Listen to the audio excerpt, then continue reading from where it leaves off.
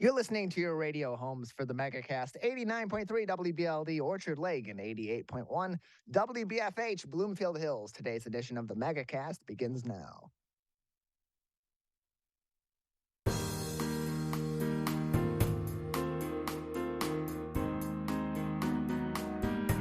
Welcome to the Megacast, our live, local, 5 days a week TV, radio, and streaming show about all things Michigan. I'm Tyler Kieft.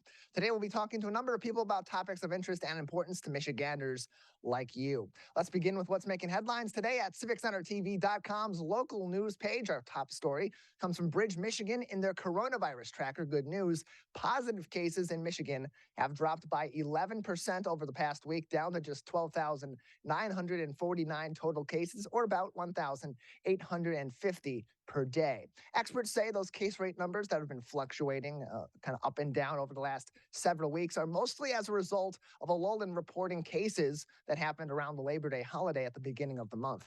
Across Michigan, 70 out of its 83 counties, as well as the separately counted city of Detroit, saw a reduction in cases. So that's good news in the middle of this week on the coronavirus front. Also making headlines today from Jennifer Chambers at the Detroit News.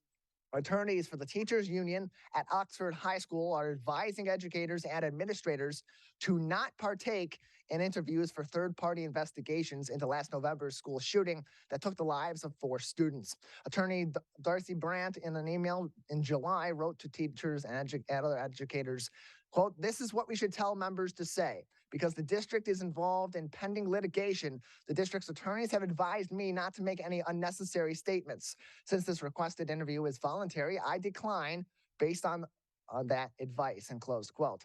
District attorneys as well, such as Tim Mullins, made similar sentiments, stating, quote, "I did say some of your people should talk. I did say none of your people should talk. Any lawyer would say don't talk to anybody but us. My advice is you defer any interview with these people," Guidepost, a third-party group that is doing an investigation into November's shooting, "until you are interviewed by plaintiffs' attorneys. You are going to have top attorneys questioning people under oath, with it all being taken down on video and transcriptions. How much investigation do you want or need?" and closed quote. Last week, Oxford School Board President Tim Donnelly announced his resignation, as well as the board's treasurer, Corey Bailey, announcing the resignation earlier on in the week. Finally, making headlines today on CivicCenterTV.com's local news page from Jamie L. LaRue at the Detroit Free Press. There will be a new kind of shopping soon at your local Kroger store, and other groceries your groceries may no longer require clerk checkout or even self-checkout. Instead, it could be a robot. A GM subsidiary, BreakDrop, is soon to introduce a new e-cart to help grocery stores such as Kroger deliver on online orders. Kroger intends to begin using this robot later on in the year. BreakDrop spokesperson Daniel Roberts was quoted on the new partnership, saying this will be an immensely beneficial partnership between them and Kroger, as well as other grocers in the future, saying, quote, "COVID has driven a dramatic increase in online grocery shopping, and fulfilling these orders profitably has been a major challenge for retailers of all sizes. With the Trace Grocery, we saw an opportunity to help companies like Kroger tackle these challenges head on," and closed quote. Our staff, higher demands, longer lines, all a factor in some of these major changes that will be coming to your local market very soon. As you have probably had issues with, long lines at various points of the day, very few staffers clerking their checkout lines that used to be entirely staffed pre-pandemic. And so major changes have to be made, as those jobs are simply not being filled at a rate that allows a sense of normality to return to your local grocery store. So interesting developments there from GM subsidiary BreakDrop. All of those headlines making news today on our website, CivicCenterTV.com, on our local news page, along with those ever helpful links to up-to-date information on COVID-19 from the Centers for Disease Control and Prevention, the Michigan Department of Health and Human Services, as well as the Oakland County Health Division. We have a great show ahead on this Wednesday edition of the Megacast. Coming up next, we'll talk to the Michigan Science Center's Andy Zulkiewski. That's next. You're watching and listening to the Megacast. Now that the vaccine is available for children 5 and up, why do you recommend it? Kids are part of the community and they can spread COVID. We're seeing both healthy children getting sick from the virus as well as children with underlying health conditions. They can easily bring the virus home to other people that are vulnerable and make them sick as well. This vaccine can change that and keep children safe. It's essential that your children get vaccinated to protect them, to protect your families, and to protect those in the community around you. Let's savor these moments. Made possible by the COVID-19 vaccine.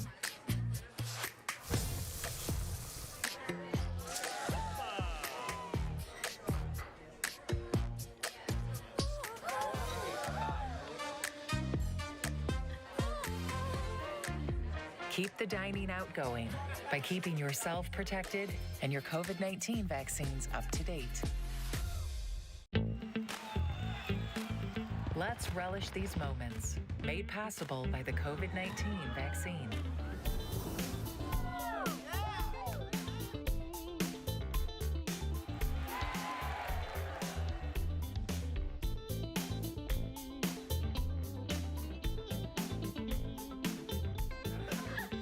Keep the festivals going by keeping yourself protected and your COVID-19 vaccines up to date.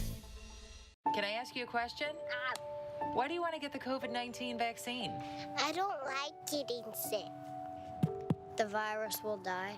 It will be easy to not catch it. Keep my family safe and keep playing soccer. Because I love being vaccinated. What's your hope for everyone? I hope everybody gets the vaccine to keep safe and strong. Be like happy, having fun everywhere. Everyone stay safe and hope you get the vaccine. Let's whoop it up for these moments, made possible by the COVID-19 vaccine.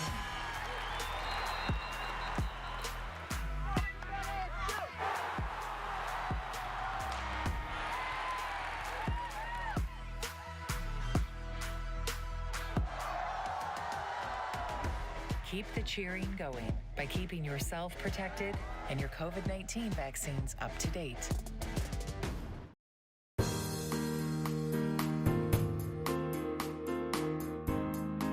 Welcome back to the Megacast, our live daily 5 days per week TV, radio, and streaming show about all things Michigan. I'm Tyler Kieft. Learn more about our program on our website, civiccentertv.com/Megacast, where you'll find information on all of our partnering stations across the Great Lakes State, including My Michigan TV, one of the absolute favorite places for families and adults alike to go to learn more about the sciences and explore some of the great things happening right here in Michigan is the Michigan Science Center. And coming up, you'll have a chance to go to the Michigan Science Center for free. Here to tell us about that, some of those activities and more happening at the Michigan Science Center is Andy Zulkiewski, the Director of Guest Experiences at the organization. Andy, thanks for being with us today. Thanks for having me. Good morning. Appreciate having you on. So your free day at the Michigan Science Center is coming up this Saturday, September 24th, featuring a number of different activities, not just in the sciences, but also in other arts as well. Tell us about some of these activities that will be available to the public on this free day on Saturday. And we have a great lineup planned thanks to Strategic Staffing Solutions. We're going to be open to the public for free. We also have partners in that day from the Detroit Zoological Society talking about animal conservation and how they study different different data to learn about the animals and how they're doing out in the environment. We have Shakespeare in Detroit. It's going to be talking about everything from the science and engineering that goes into lighting design in theater and costuming and different things we can learn through performance and play. And then another partner called Edible Wow, which is going to be doing a live cooking demonstration as well. So lots of cool stuff going on this weekend, along with all the other great things we do at the Science Center every day.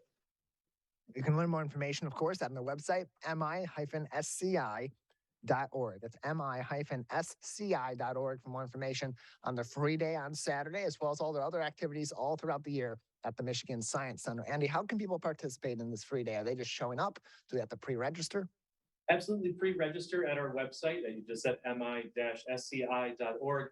We suggest guests do that in advance. The tickets are going fast. We may have a few tickets available, first come, first serve the day of, but your best bet is to register in advance. It also helps us spread out guests just throughout the entire day. So when you do sign up for tickets, they'll pick a different time slot depending on the time you may want to arrive. And we just ask you to try to stick as close to that as you can. I'm joined by Andy Zulkiewski, the Director of Guest Services at the Guest Experience at the Michigan Science Center. Joining us on today's edition of the Megacast, again, as Andy said, mi-sci.org for more information on their free day coming up this weekend and other programs throughout the year. So some of this, what are some of these STEAM activities that are going to be available? It's a big attraction for people, especially for parents bringing their kids who really want to get them engaged in STEAM as early as possible. Absolutely. So at the Michigan Science Center, we like to say we put you at the center of science, having kids see themselves in these STEAM careers. So Shakespeare in Detroit is going to be talking about costuming, what are the different, the geometry that goes into costume design. So kids will have a chance to check out how costumes are assembled through the different performance type of thing. Think about how we learn through play and experience things through play. And also think about lighting and tactical design, some of the amazing scenery and different effects that go into the arts and that sort of thing as well. So combining the arts and science together. We also do the same kind of thing around the Science Center every day through our different theater and live presentations that we do. So we really want kids to be able to see themselves in it, and really all ages. There's stuff for all ages here at the Michigan Science Center. We have 3 theaters. We have our IMAX, our planetarium, and our 4D theater, along with live presentations. And we have a really great traveling exhibit called Popnology, talking about the science of pop culture mixed with science fiction. And that's going to only be here for a couple more days. That's included with admission as well. That closes on September 30th. And Andy, let's take a step back. As you're planning these sorts of programs on a day like Free Day, that is, of course, as you said, being presented by Strategic Staffing Solutions and for their Youth Design Community Free Day this Saturday, September 24th at the Michigan Science Center. As you're planning these sort of different experiences, these different exhibits that come in and other exhibits around those areas that are in addition to those main attractions, what are some of those main focuses that you and your staff are working on to really engage the community in some of these scientific learning experiences that are at the Michigan Science Center all throughout the year?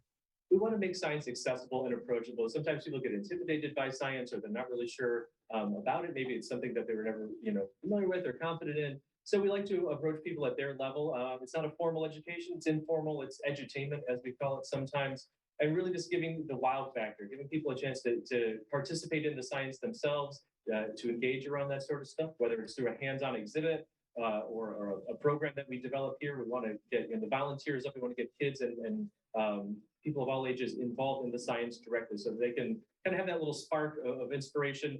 And maybe when they go home, they think about, hey, I remember that from the Science Center. There's science all around me every day. So we definitely want to make it approachable to everyone out there. How much of a factor does interactivity play into assigning these different exhibits to go live throughout the year, or partnering with these organizations that are traveling with these different science exhibits to museums? Because so often people will go to museums to see and to read, but not necessarily be able to interact with either the history or the science or other interesting topics that they are there to experience. Interactivity is key. We learn so much through playing, through doing, through experiencing, that it's not just reading the facts and understanding the concepts. It is really putting them into action. So if a guest can have an opportunity to launch a bottle rocket, or to see interact with the Science Center staff member doing an experiment, it really just is key for them to actually do it themselves, to know that, hey, I can experience science and I can be a part of it as well. And going back to the Free Day on Saturday, September 24th at the Michigan Science Center, it's the Strategic Staffing Solutions Youth Design Community Free Day, happening all day on September 24th. You mentioned the Shakespeare in Detroit exhibit. Part of it is going into the science behind costume design. But there's a lot more interesting science that actually goes into the theater that most people aren't really thinking about, that they'll be teaching at the Michigan Science Center this week, Saturday. Can you tell us a little bit more about some of the other sciences of theater that Shakespeare in Detroit will be explaining to the people who come into the Michigan Science Center on Free Day? They're also going to be highlighting, think about sound design. They're going to have an activity around rain sticks. But the amount of if you're seeing a show or a movie, when that sound really puts you into that environment, you feel like you're in the middle of something and fully experiencing it. They're also going to talk about lighting design, just creating the atmosphere, what goes behind, think about lighting, the optics and the intensity, the color of the light, that sort of thing. And all the way to building scenery. You think about how incredible you'll see a set, a touring show will come through, or one of your local community theaters, and it just creates that whole experience. That there's a lot of design engineering. We want actors and performers to be safe, but also to do really cool things on stage that you wouldn't think were possible. In addition, you're partnering with the Detroit Zoo, the Detroit Zoological Society that runs the local Detroit Zoo at this free day. And they're teaching a lot about sustainability. And when people think about their local zoo, they're not necessarily thinking about environmental sustainability. They're thinking about, okay, we're managing a variety of different animals, often exotic animals that are not native to this local area. And that's it. But there's so much that this organization does to help with research and with innovation for the future, not just at zoos, but in the general community. What can people learn from the Detroit Zoo at this weekend's event? So they're going to talk about animal conservation, some of the different activities they're going to do. They're going to talk about how thermal cameras can help us, study nature and things around us. How the data that they track, whether through sound recording, through observation, helps us understand what's going on in nature to help protect ecosystems and animals, down to things like just protecting our environment. So they're going to be doing a lot of really cool hands-on activities. They're going to be set up. They're a great partner. We're always happy to have the Detroit Zoo back at the Michigan Science Center. We're joined by Andy Zulkiewski from the Michigan Science Center. He's their director of guest experience, and of course, their free day coming up at the Michigan Science Center this Saturday, September 24th. Go to their website, mi-sci.org, for more information, as well as to register for this event. It is free to the public. They do suggest that you register in order to show up at this event. The Strategic Staffing Solutions sponsored Youth Design Community Free Day, with partnerships, of course, from Strategic Staffing Solutions, as well as SID, or Shakespeare in Detroit, and the Detroit Zoological Society. Andy, before we let you go, a few more minutes, what are some of the other exciting exhibits that are coming up at the Michigan Science Center? Obviously, you got free day on this week, Saturday. Popnology still there at the Michigan Science Center through about the end of the month, September 30th. What's coming up next? So after that, we have something really cool planned, hoping to announce very soon, that will be replacing Popnology. We also have some new IMAX films. It's called Mysteries of the Unseen World. That also just actually launched today. We came out of our coming into our fall programming. So that's all about the really, really small, the really, really fast things that we normally don't see with the human eye. So our theaters are another amazing, immersive experience. And we're always changing things up here. We've got some great exhibits on the floor for all ages. We have our Earth, Wind, and Weather exhibit that we have a giant, tornado simulated in there. We talk about waves, we talk about storms and all kind of cool stuff. So new stuff coming into the Michigan Science Center all the time. And we're not just here in Midtown Detroit. We also have our traveling science program, which we got out into the community. We're always out at festivals and different things, going to, scouting events or schools to go present out in the public. And then we also do virtual online stuff with our ECHO learning program. So we're all over the place. Well, Andy, appreciate you joining us, telling us more about these upcoming programs and a little bit of what goes in the planning, some of these different activities and exhibits that people love to engage in with the Michigan Science Center. Appreciate it. Thank you so much for having us, and hope to see you on Saturday. We will. Saturday, September 24th is their free day at the Michigan Science Center. Again, mi-sci.org to learn more information and, of course, to register for your free tickets for Saturday. You can also go to mi-sci.org/theaters to look into all their theaters, including their IMAX Dome, the Planetarium, of course, Toyota 4D Engineering Theater, their Science Stage, as well as the DTE Energy Sparks Theater as well. All on their website. More information on upcoming programs there as well, going into the future, mi-sci.org. We're going to take a break. When we come back, we'll talk to a number of individuals staying on the topic of the sciences and talking more about conservation and climate leadership with the members of the Jewish Climate Leadership Coalition, coming up next on the Megacast. Fire Prevention Week is just around the corner. Join volunteer, part-time, and on-call firefighters at this year's Fire Open House. Catch up on your fire safety knowledge with live demonstrations and hands-on activities. Chat with local businesses and resources about fire prevention, see some familiar faces, fight future fires, and make some new friends. The West Bloomfield Fire Open House, October 2nd from noon to 3 p.m. at Fire Station 1 on Orchard Lake Road. In the face of COVID-19, staying healthy is important. And now the same is true as we face the flu. Influenza has the potential to infect millions, putting lives and the healthcare system at risk. Fortunately, it's easy to protect yourself. The flu vaccine is safe and effective, and with COVID-19 still spreading, it's essential. To see how you can hit this virus head-on, visit michigan.gov/flu. Now that the vaccine is available for children 5 and up, why do you recommend it? Kids are part of the community and they can spread COVID. We're seeing both healthy children getting sick from the virus as well as children with underlying health conditions. They can easily bring the virus home to other people that are vulnerable and make them sick as well. This vaccine can change that and keep children safe. It's essential that your children get vaccinated to protect them, to protect your families, and to protect those in the community around you. Let's savor these moments. Made possible by the COVID-19 vaccine.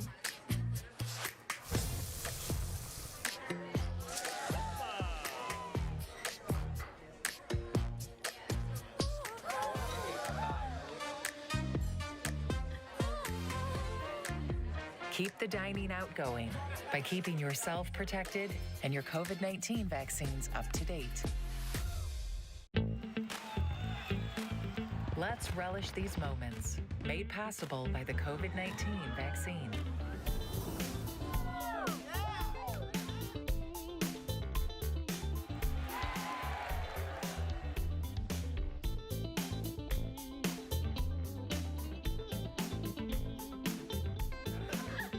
Keep the festivals going by keeping yourself protected and your COVID-19 vaccines up to date. Can I ask you a question? Why do you want to get the COVID-19 vaccine? I don't like getting sick. The virus will die. It will be easy to not catch it. Keep my family safe and keep playing soccer because I love being vaccinated. What's your hope for everyone? I hope everybody gets the vaccine to keep safe and strong. Be like happy, having fun everywhere.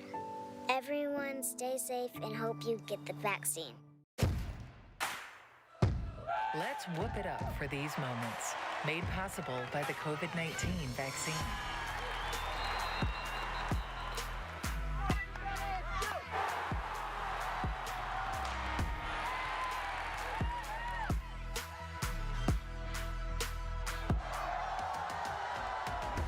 Keep the cheering going by keeping yourself protected and your COVID-19 vaccines up to date. Fire Prevention Week is just around the corner. Join volunteer, part-time, and on-call firefighters at this year's Fire Open House. Catch up on your fire safety knowledge with live demonstrations and hands-on activities. Chat with local businesses and resources about fire prevention, see some familiar faces, fight future fires, and make some new friends. The West Bloomfield Fire Open House, October 2nd from noon to 3 p.m. at Fire Station 1 on Orchard Lake Road.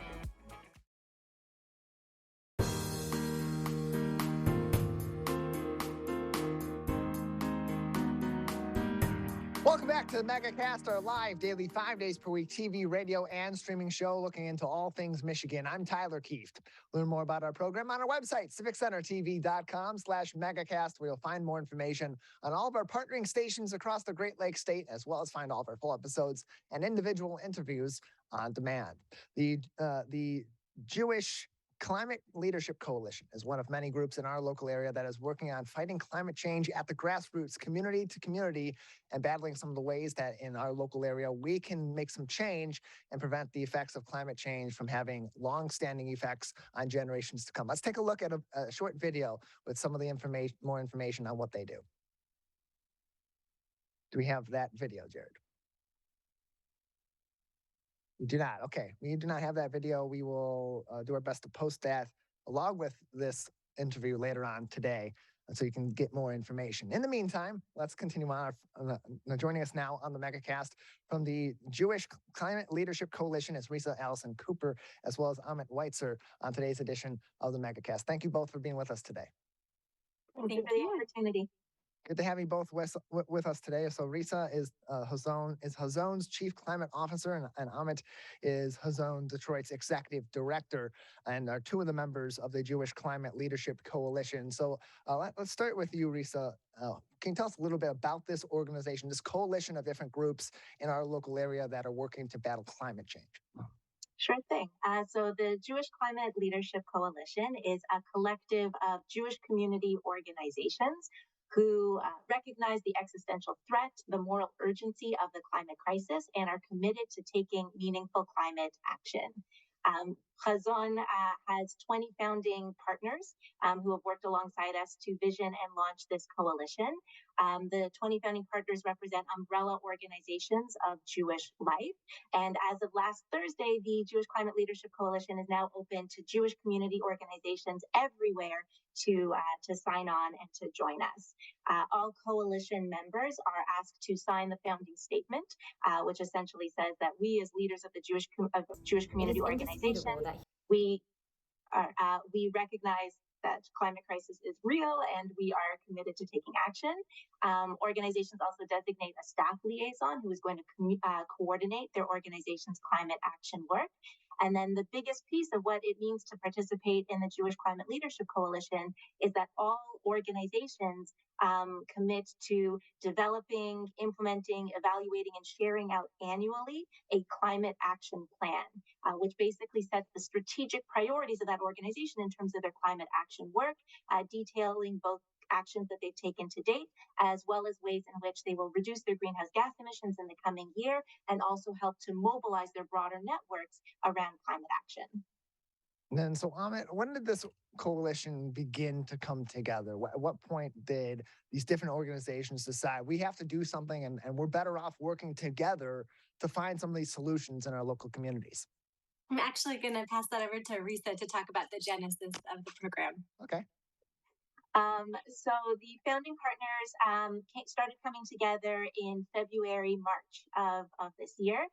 This was one of the things that came out of Yakir Minella, Hazon's CEO, participated in COP26 in the UN's Climate Summit last year.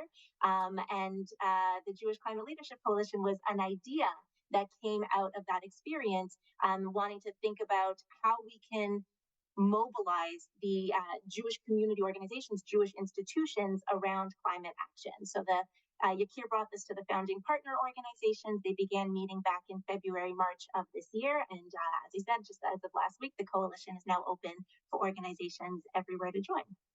Among some of the organizations, but not all of them, that are in the coalition, the JCC Association of North America, the Birthright Israel is also in it, Hillel International, also a member of the organization, and of course, the organization both of you are from, Hazon, also a member of the coalition. So going to you, Amit, from Hazon's perspective, you as the executive director, what was the motivation behind your organization joining in on this cause? What about your mission made this the perfect coalition to join in on to combat some of these issues?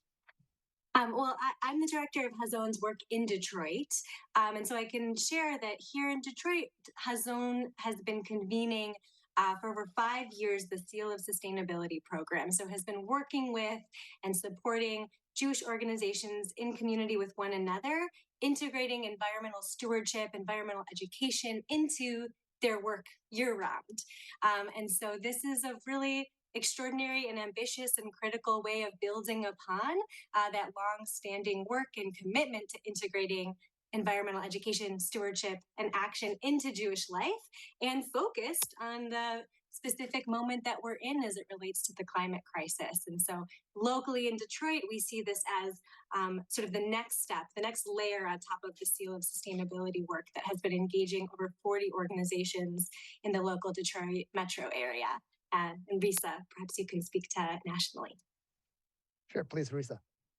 So nationally, since launching last week, we already have, I believe we're up to 70 Jewish community organizations that have signed on, and another 90 or so organizations that have registered for our upcoming information sessions to learn more about the coalition and what it means to be involved, as well as what levels of support Hazon will be providing coalition members in order to help them move forward in their climate action planning. And those layers of support include hosting educational webinars, providing climate action plan templates, and as well, we have a climate action fund where organizations can apply for interest-free loans as well as matching grants in order to be able to support their climate action work. So these are a number of organizations across not just Michigan, but even beyond the state of Michigan. But it's just a group of several organizations. How much of an impact can a coalition of these many organizations across the U.S. really have on climate change in the future? What are some of the ways that can actually see some results? That's a great question. In Pirkei Avot, in the Ethics of Our Ancestor, which is a Jewish text, there is a teaching that we don't have to complete the work, but neither are we free to desist from it. So even if we manage to get every Jewish community organization across North America to join the coalition and to develop robust climate action plans and achieve net zero emissions over the course of the next 6 or 7 years, even that would be a tiny step forward in terms of the global mobilization that is needed in order to really address the climate crisis.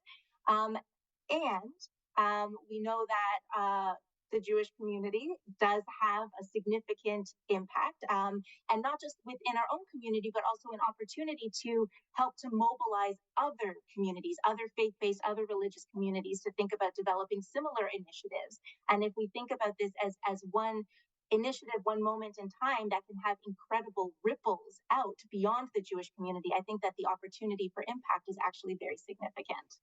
You can learn more information about the coalition by visiting hazon.org/coalition, hazon.org/coalition to learn more information. Joining us from Hazon are Risa, Alyson Cooper, and Amit Weitzer, who are both also with the Jewish Climate Leadership Coalition through Hazon on today's edition of the Megacast. So in terms of this organization itself, what are some of those individual missions that you're taking on? You mentioned some of them, but on a broader scope that you're encouraging some of these organizations to take over the course of time. And really, even beyond that, what sort of community action is being taken on is to engage people from not just within these organizations, but the communities that they serve to also partake in some way to make their impact on climate change as well.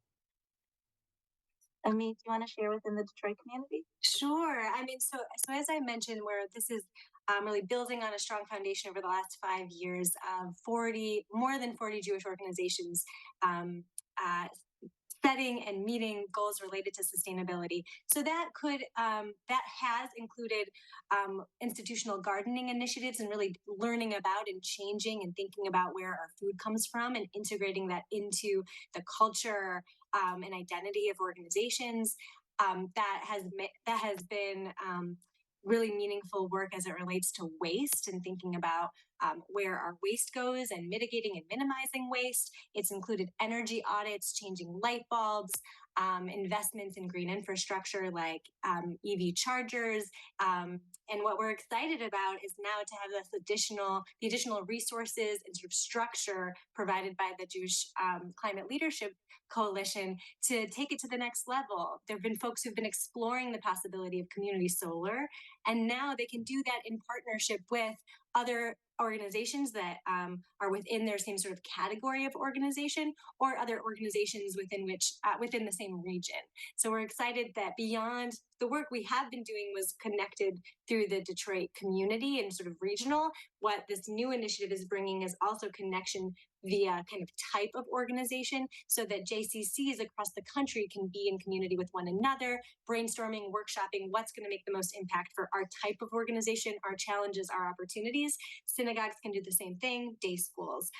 So we're excited to take what we've been learning over the last few years and go to the next step together.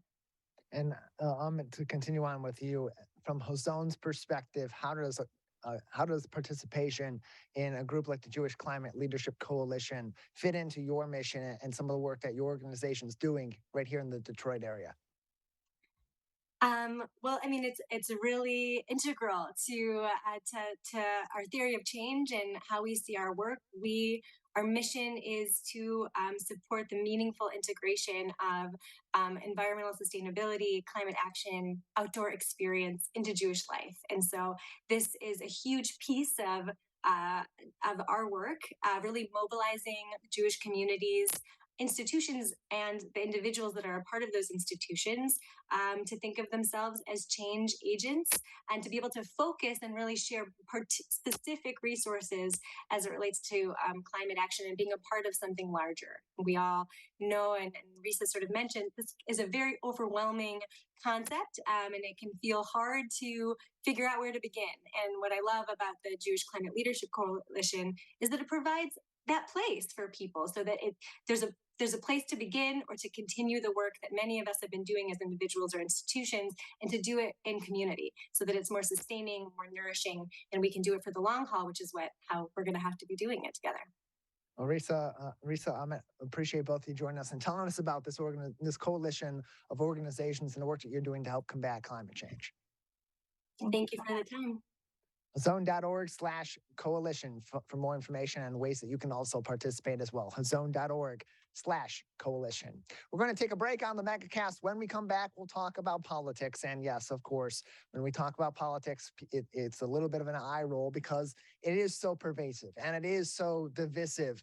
And that's the thing. One local organization here in Oakland County is working to change that, make our politics a little bit more civil and those conversations more informative for people on all sides of the political spectrum. We're coming up next, we'll talk to Dulio from Oakland University, as well as the Detroit News' Nolan Finley on the Megacast. In the face of COVID-19, staying healthy is important. And now the same is true as we face the flu. Influenza has the potential to infect millions, putting lives and the healthcare system at risk. Fortunately, it's easy to protect yourself. The flu vaccine is safe and effective, and with COVID-19 still spreading, it's essential. To see how you can hit this virus head-on, visit michigan.gov/flu. Now that the vaccine is available for children 5 and up, why do you recommend it? Kids are part of the community and they can spread COVID. We're seeing both healthy children getting sick from the virus as well as children with underlying health conditions. They can easily bring the virus home to other people that are vulnerable and make them sick as well. This vaccine can change that and keep children safe. It's essential that your children get vaccinated to protect them, to protect your families, and to protect those in the community around you. Let's savor these moments, made possible by the COVID-19 vaccine.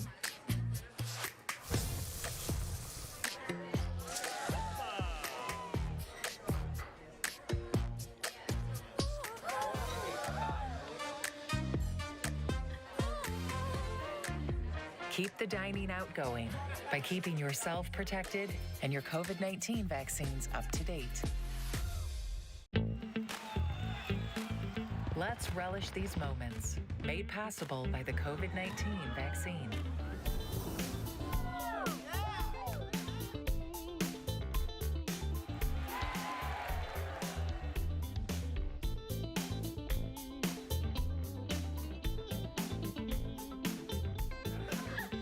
Keep the festivals going by keeping yourself protected and your COVID-19 vaccines up to date. Can I ask you a question? Why do you want to get the COVID-19 vaccine? I don't like getting sick. The virus will die. It will be easy to not catch it. Keep my family safe and keep playing soccer because I love being vaccinated. What's your hope for everyone? I hope everybody gets the vaccine to keep safe and strong. Be happy, having fun everywhere. Everyone stay safe and hope you get the vaccine. Let's whoop it up for these moments, made possible by the COVID-19 vaccine.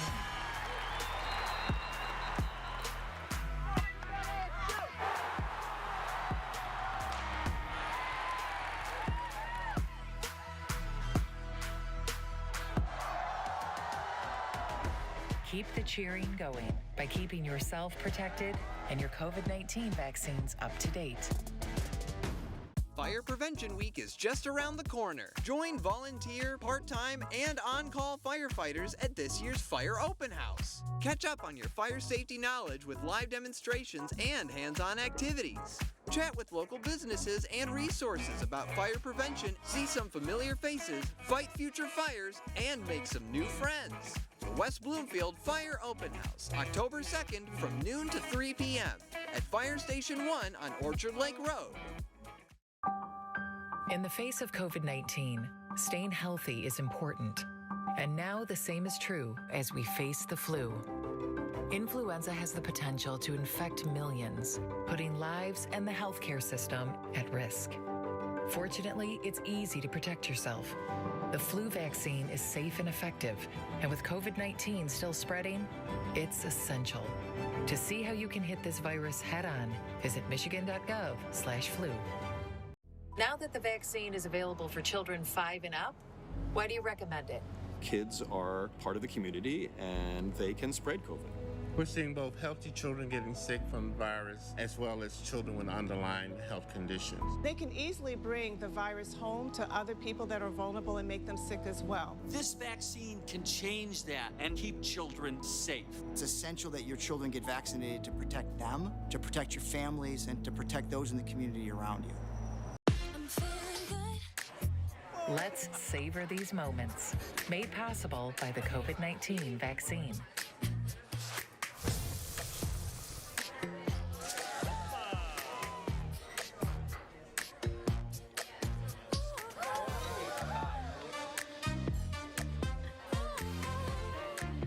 Keep the dining out going by keeping yourself protected and your COVID-19 vaccines up to date.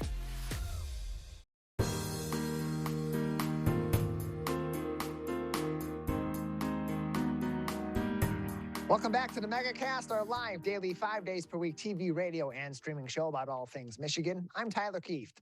Learn more about our program on our website, civiccentertv.com/megacast, where you'll find information on all of our partnering stations across the Great Lakes state, including My Michigan TV. We're approaching the general election this November. We'll choose either to re-elect Governor Gretchen Whitmer or elect a new governor and Republican challenger Tudor Dixon. And of course, whenever we're discussing politics, it seems like these days it's more of a fight and an argument than it is a discussion on the issues of the day. One local organization is looking to change that, and that is the Center for Civic Engagement at Oakland University. They're holding their upcoming Civility Day coming up very soon. And joining us now to talk about that event on October 25th is Dave Dulio, as well as Nolan Finley from the Detroit News as well. Thank you both for being with us today.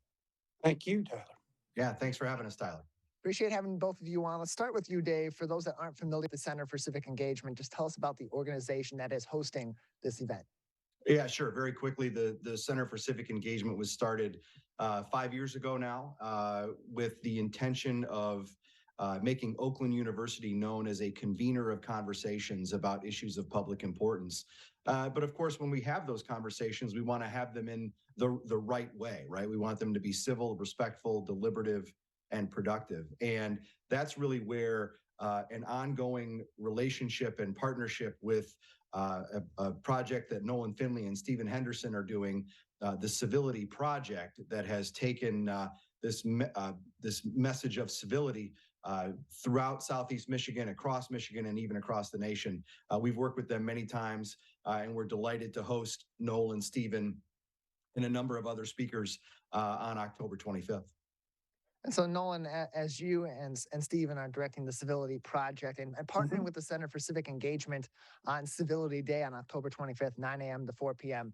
at Oakland University at the Oakland Center, I think the big question we go back to, and so many people are curious about, and it's a very broad question, is where did we really go wrong?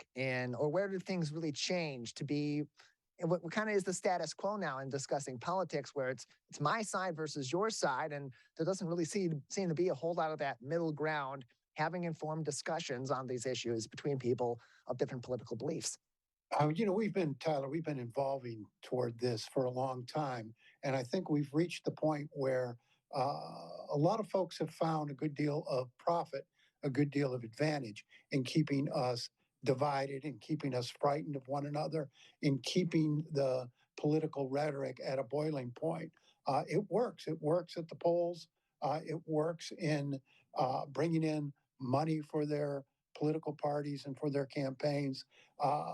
This idea of unifying us as a people, which you used to hear a whole lot about on the campaign trails, is gone the way. It's sort of all or nothing now. You elect us, and we're going to put our agenda into place. You elect them, they'll put their agenda in place. And there's no middle place. There's no consensus. There's no compromise. There's no even talking about in the issues in a civil, productive way. There's no effort to understand one another. And, at the Civility Project, we don't pretend we're going to bring everybody to the same place in their politics, in their beliefs. What we want to do is get to the point where people can talk about those differences in a productive manner, where they can understand each other and try to figure out, what drives the other person. And at the Civility Project, our operating principle is that all good people come to their viewpoints through the same process. They take their experiences, their values, they run the information at hand through those experiences and values, and they come up with an opinion. If it's different than yours, if it's different than mine, doesn't make them evil, doesn't make them stupid, doesn't mean they're out to destroy the country. And so as you and Stephen are enacting the Civility Project and working to engage in these kinds of conversations or engage these kinds of conversations between people of different political backgrounds, you think about where we're at in our politics and where, as you said, things sort of changed to lead to this place that we're in where it's this side and it's this side and there is no middle ground. It's just a rift. It's tough to unring that bell. What are some of the ways that the Civility Project combats that and tries to facilitate those open, those honest, and those informative conversations between people of different political backgrounds? Yeah, I mean, we have several steps we ask people to consider to take when they're engaging with someone who has different beliefs than they do. And the first thing we ask them to do is sit down and talk about everything but their differences, to sit down and talk about who they are, why they believe the things they do, what their experiences in life have been, what their backgrounds are. Steve and I did this ourselves early on through a project from StoryCorps on NPR, where we sat down and just talked about why he's a progressive, why I'm a conservative. We learned things about each other we didn't know before. And we found that if people will take the time to do that, make that effort just to talk in an honest way about who they are, it leads to the sort of respect you need to begin a civil conversation. DetroitNews.com to read all the articles from the Detroit News. We're joined by Nolan Finley. He is the editorial page editor with the Detroit News. Also joining us from Oakland University Center for Civic Engagement is its director, Dave Dulio, on today's edition of the Megacast. And so, Dave, for your organization, partnering with Nolan and with Stephen for Civility Day, what does that add to the curriculum that your organization is providing in the Oakland University community, but also to the greater community as we go into another political season, especially following up the major political season of 2020 that really had some serious ripple effects on the electorate? Sure, Tyler. It's a real honor for us to have Nolan and Stephen back on campus, along with a host of other folks, including Representative Debbie Dingell will be at Civility Day, Representative Fred Upton will be at Civility Day. We'll have and many more. It's truly an honor for us to have them on our campus. And what it does is it just shows the alignment that is out there between organizations like the Center for Civic Engagement and the Civility Project. And your question to Nolan there about how they go about this fits into something that we do at the center too. And before every event or program that we hold, we go through our tenets of civic engagement and productive dialogue. And these are not at all controversial, right? They're simple things that we can do. And one of them is to model civil behavior and tone. And that's what Nolan and Stephen do every time they are together, whether it's part of the Civility Project or whether it's part of the other media that they do when they discuss Michigan and national politics. So it's just one more way that we can show people that people in the community and as well as on our campus that it can be done. You can have these folks who come at public policy questions from different perspectives, but they can disagree in a way that is civil and respectful and productive. So then, Dave, the question from people that are outside this organization or aren't political moderates like I'm very open about being, they may look at something like this and say, well, I don't want to talk to people from the opposite party of mine. They don't like me. They don't agree with my politics. All we're going to do is agree to disagree at best. But from your perspective, and Nolan, you can feel free to chime in on this also. Sure. What about that sort of mindset? What can something like this, these kind of engaging conversations with people from different points of view, do for somebody that has their set political points of view, especially in today's age where there is so much vitriol, it seems, in the political realm. Yeah, I think one of the great things about the Civility Project that Nolan and Stephen do when they give these presentations is they show that when you understand where somebody else is coming from in terms of their ideas and their beliefs, there's a lot more acceptance, right? When you understand why somebody thinks the way that they do, they're much more likely to accept your position as well.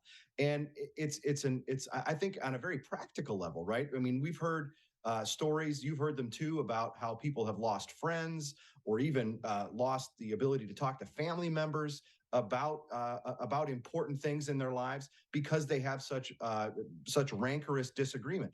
I think that hearing about civility in the way that Nolan and Stephen talk about it can help people even repair those relationships that they may miss.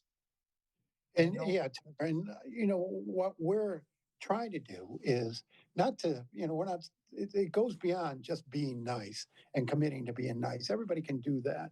We're asking people to commit to trying to understand and to drop their assumptions, because when we're not talking to each other, we're filling that space with assumptions. And I'll give an example early on.